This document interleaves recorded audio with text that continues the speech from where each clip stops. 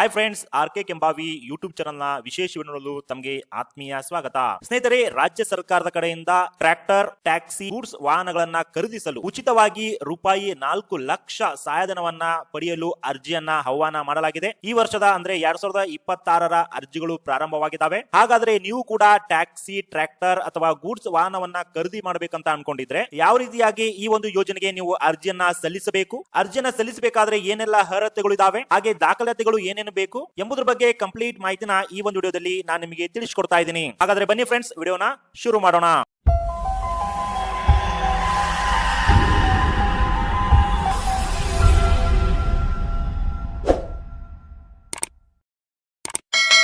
ಹೌದು ಫ್ರೆಂಡ್ಸ್, ರಾಜ್ಯ ಸರ್ಕಾರದ ಕಡೆಯಿಂದ ಟ್ರ್ಯಾಕ್ಟರ್ ಆಗಿರಬಹುದು, ಟ್ಯಾಕ್ಸಿ ಆಗಿರಬಹುದು ಅಥವಾ ಗೂಡ್ಸ್ ವಾಹನಗಳಾಗಿರಬಹುದು, ಯಾವ್ದಾದ್ರು ವಾಹನವನ್ನ ಖರೀದಿಸಲು ಸರ್ಕಾರದ ಕಡೆಯಿಂದ 4 ಲಕ್ಷ ರೂಪಾಯಿ ಸಹಾಯಧನವನ್ನ ಪಡೆಯಲು ಅರ್ಜಿಯನ್ನ ಪ್ರಾರಂಭ ಮಾಡಿದ್ದಾರೆ. ಅದುವೇ ಸ್ವಾವಲಂಬಿ ಸಾರಥಿ ಯೋಜನೆ ಅಂತ.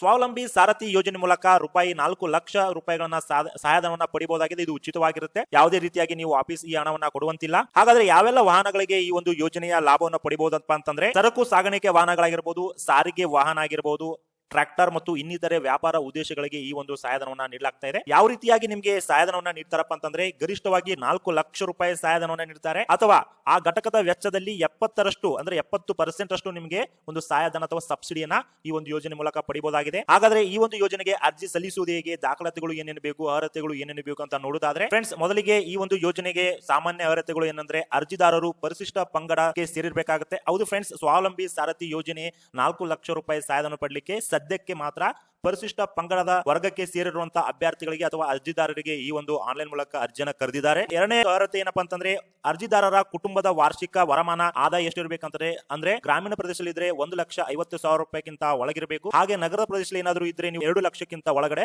ಇರಬೇಕಾಗುತ್ತೆ ಫ್ರೆಂಡ್ಸ್. ಮೂರನೇ ಅರ್ಹತೆ ಮತ್ತು ಮಾನದಂಡಗಳು ಏನಪ್ಪಾ ಅಂತಂದ್ರೆ, ಈ ಒಂದು ಅರ್ಜಿಗೆ ಸಲ್ಲಿಸುವಂತ ಅರ್ಜಿದಾರರಾಗಿರ್ಬೋದು ಅಥವಾ ಕುಟುಂಬದರಾಗಿರ್ಬೋದು ಹಿಂದೆ ನಿಗಮ ಕಡೆಯಿಂದ ಯಾವುದೇ ಸೌಲಭ್ಯವನ್ನ ಪಡೆದಿರಬಾರದು. ಹಾಗಾದ್ರೆ ಅರ್ಜಿಯನ್ನ ಸಲ್ಲಿಸುವುದು ಹೇಗೆ, ಅರ್ಜಿ ಸಲ್ಲಿಸುವ ಒಂದು ಆಪ್ಷನ್ ಎಲ್ಲಿದೆ, ಅರ್ಜಿ ಎಲ್ಲಿ ಹೋಗಿ ನಾವು ಸಲ್ಲಿಸಬೇಕು ಅಂತ ನೋಡುವುದಾದ್ರೆ, ಫ್ರೆಂಡ್ಸ್, ಅರ್ಜಿಯನ್ನ ಸಲ್ಲಿಸಲು ಆನ್ಲೈನ್ ಮೂಲಕವೇ ನೀವು ಸಲ್ಲಿಸಬೇಕಾಗ್ತದೆ. ಅದುವೇ ಸೇವಾ ಸಿಂಧು ಪೋರ್ಟಲ್ ಮೂಲಕ. ತಾವೇ ಸ್ವತಃ ಆನ್ಲೈನ್ ಅಲ್ಲಿ ಸೇವಾ ಸಿಂಧು ಪೋರ್ಟಲ್ ಮೂಲಕ ಸಲ್ಲಿಸಬಹುದು, ಅಥವಾ ನಿಮ್ಮ ಹತ್ತಿರದ ಗ್ರಾಮ 1, ಕರ್ನಾಟಕ 1 ಅಥವಾ ಬೆಂಗಳೂರು 1 ಕೇಂದ್ರಗಳಿಗೆ ಹೋಗಿ ನೀವು ಅರ್ಜಿಯನ್ನ ಸಲ್ಲಿಸಬಹುದಾಗಿರುತ್ತೆ. ಈಗ ಸೇವಾ ಸಿಂಧುದಲ್ಲಿ ಯಾವ ರೀತಿಯಾಗಿ ಅರ್ಜಿಯನ್ನ ಸಲ್ಲಿಸುವುದು ಅಂತ ನೋಡುವುದಾದ್ರೆ, ಮೊದಲಿಗೆ ನೀವು ಗೂಗಲ್ ಅಲ್ಲಿ ಹೋಗಿ ಸೇವಾ ಸಿಂಧು ಅಂತ ಟೈಪ್ ಮಾಡಿ.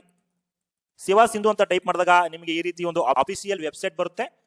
ಬಂದಾದ್ಮೇಲೆ ಇಲ್ಲಿ ಕೆಳಗಡೆ ಸೇವಾ ಸಿಂಧು ಸರ್ವಿಸ್ ಲಿಂಕ್ ಅಂತ ಬರುತ್ತೆ, ಅದರ ಮೇಲೆ ಕ್ಲಿಕ್. ಈ ರೀತಿ ಒಂದು ವೆಬ್ಸೈಟ್ ಬರುತ್ತೆ. ಬೇಕಿದ್ರೆ ಇದರ ಲಿಂಕ್ ನನ್ನ ವಿಡಿಯೋದ ಡಿಸ್ಕ್ರಿಪ್ಷನ್ ಬಾಕ್ಸ್ ಅಲ್ಲಿ ಕೊಟ್ಟಿರ್ತೇನೆ, ಅಲ್ಲಿ ಹೋಗಿ ಕ್ಲಿಕ್ ಮಾಡ್ಕೊಂಡು ಕೂಡ ಬರಬಹುದು.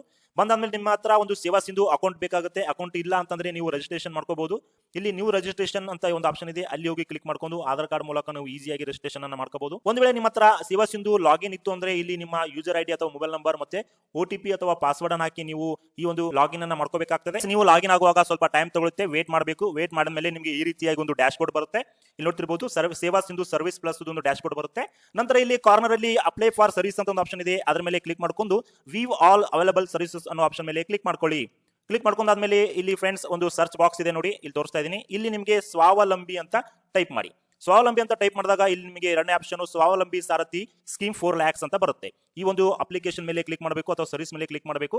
ನಿಮಗೆ ಆ ಒಂದು ಅಪ್ಲಿಕೇಶನ್ ಪ್ರೆಸೆಂಟ್ ಈಗ ಓಪನ್ ಆಗಿದೆ. ಇಲ್ಲಿ ನೋಡ್ತಿರಬಹುದು, ಸ್ವಾವಲಂಬಿ ಸಾರಥಿ ವಾಹನ ಯೋಜನೆ ಅಂತ 4 ಲಕ್ಷ ರೂಪಾಯಿ ಅಂತ ಬರೆದಿದೆ. ಪರಿಶಿಷ್ಟ ಪಂಗಡ ಕಲ್ಯಾಣ ಇಲಾಖೆ ಕಡೆಯಿಂದ ಈ ಒಂದು ಅರ್ಜಿನ ಆಹ್ವಾನಿಸಲಾಗಿದೆ. ಅರ್ಜಿ ಕೂಡ ಪ್ರಾರಂಭವಾಗಿದ್ದಾವೆ. ಇಲ್ಲಿ ನಿಮ್ಮ ಒಂದು ನಿಗಮ ಸೆಲೆಕ್ಟ್ ಮಾಡ್ಕೋಬೇಕು. ನಿಗಮ ಸೆಲೆಕ್ಟ್ ಮಾಡ್ಕೊಂಡು ವರ್ಷ 25-26 ಅಂತ ಸೆಲೆಕ್ಟ್ ಮಾಡ್ಕೋಬೇಕು. ಇಲ್ಲಿ ಆಧಾರ್ ಕಾರ್ಡ್ ನಂಬರ್ ಹಾಕೊಂಡು ಇಲ್ಲಿ ವಿವರನ್ನ ಪಡ್ಕೋಬೇಕು. ನಂತರ ನಿಮ್ಮ ಆಧಾರ್ ಕಾರ್ಡ್ಗೆ OTP ಬರುತ್ತೆ. ಆ OTP ಮೂಲಕ ನೀವು ಒಂದು ಅಪ್ಲಿಕೇಶನ್ ಓಪನ್ ಆಗುತ್ತೆ. ಅಲ್ಲಿ ಕೇಳಿರುವಂತಹ ಎಲ್ಲಾ ಇನ್ಫಾರ್ಮೇಶನ್ ಅನ್ನ ಅಥವಾ ಮಾಹಿತಿಯನ್ನ ನೀವು ಕೊಟ್ಟು ಈ ಒಂದು ಸ್ವಾವಲಂಬಿ ಸಾರಥಿ ಯೋಜನೆಗೆ ಅರ್ಜಿಯನ್ನು ಸಲ್ಲಿಸಿ ವಾಹನವನ್ನ ಪಡೆಯಲಿಕ್ಕೆ ಸರ್ಕಾರದ ಕಡೆಯಿಂದ 4 ಲಕ್ಷ ರೂಪಾಯಿ ಸಹಾಯಧನವನ್ನ ನೀವು ಪಡೆಯಬಹುದಾಗಿದೆ. ಫ್ರೆಂಡ್ಸ್, ಈ ಒಂದು ಮಾಹಿತಿ ನಿಮಗೆ ಇಷ್ಟ ಆಗಿದ್ರೆ ತಪ್ಪದೇ ವಿಡಿಯೋಗೆ ಲೈಕ್ ಮಾಡಿ, ಹಾಗೆ ಎಲ್ಲಾ ಸ್ನೇಹಿತರಿಗೂ ಈ ಒಂದು ವಿಡಿಯೋನ ಶೇರ್ ಮಾಡಿ. ತಾವಿನ್ನೂ ನಮ್ಮ ಚಾನಲ್ ನ ಸಬ್ಸ್ಕ್ರೈಬ್ ಮಾಡ್ಕೊಂಡಿಲ್ಲ ಅಂದ್ರೆ ಇದೇ ರೀತಿ ಒಳ್ಳೆ ಮಾಹಿತಿ ನಮ್ಮ ಚಾನಲ್ ನ ಸಬ್ಸ್ಕ್ರೈಬ್ ಮಾಡ್ಕೊಳ್ಳಿ ಫ್ರೆಂಡ್ಸ್. Thank you.